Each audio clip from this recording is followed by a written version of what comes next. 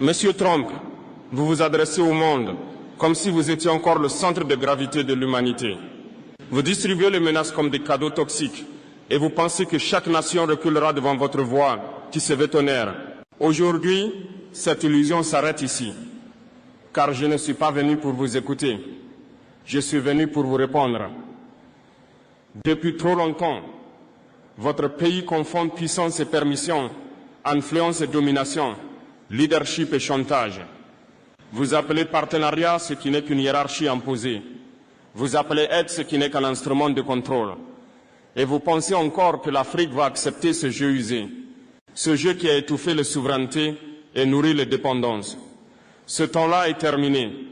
Nous ne sommes plus les nations silencieuses que vous imaginez. Je vous le dis clairement, Monsieur Trump, l'Afrique n'est plus un décor dans votre théâtre. Elle n'est plus une figuration dans votre récit de puissance. Le continent que vous regardiez avec condescendance devient un continent qui vous parle d'égal à égal.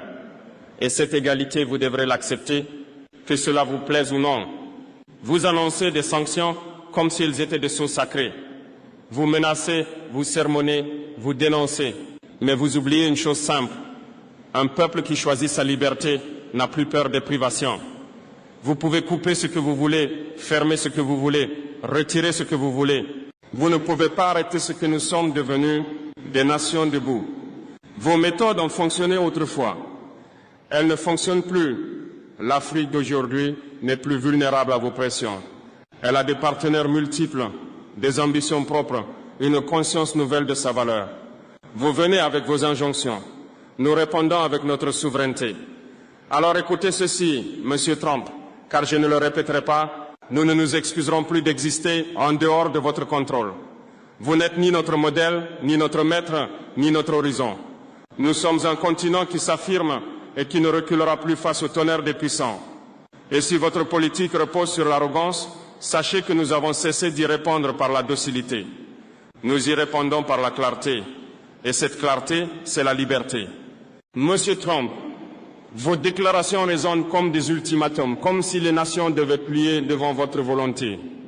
Mais écoutez bien ceci, la souveraineté n'est pas un marché, elle n'est pas une négociation, elle n'est pas un service que l'on vous doit, elle est le fondement même des peuples libres.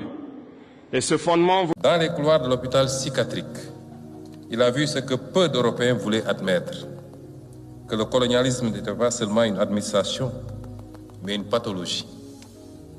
Que la domination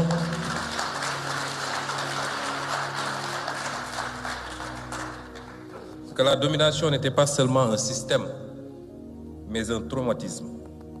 Que l'oppression n'était pas seulement un rapport de force, mais une intrusion dans l'âme humaine. Il écrivait avec une lucidité qui glace encore aujourd'hui. Fanon nous a appris qu'une indépendance qui ne libère pas les consciences n'est qu'un décor renouvelé.